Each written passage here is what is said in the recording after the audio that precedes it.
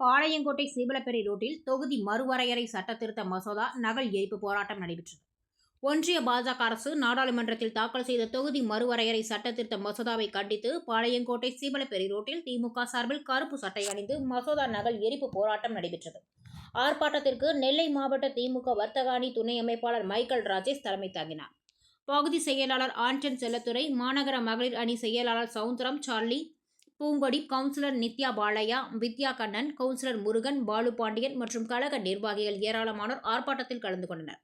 ஆர்ப்பாட்டத்தின் முடிவில் மசோதா நகல் தீ வைத்து எரிக்கப்பட்டது.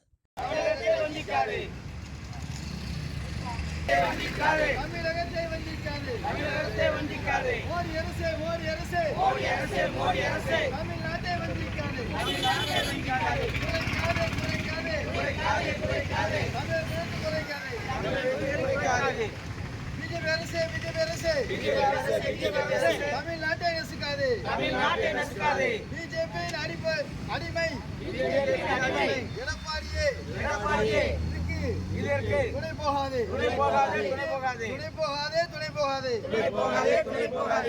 பிஜேபி அரசியலுக்கு துணை போகாதே. வஞ்சிக்காதே. தமிழகத்தை வஞ்சிக்காதே. தமிழக மக்களை வஞ்சிக்காதே. தாங்காதே. உலகமே தாங்காது.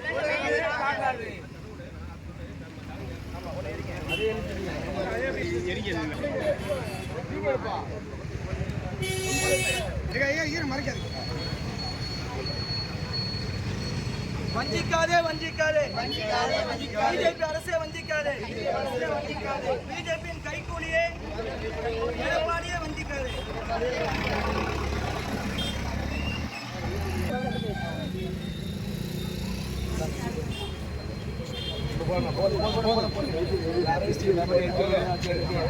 எரிச்சு நாங்கள்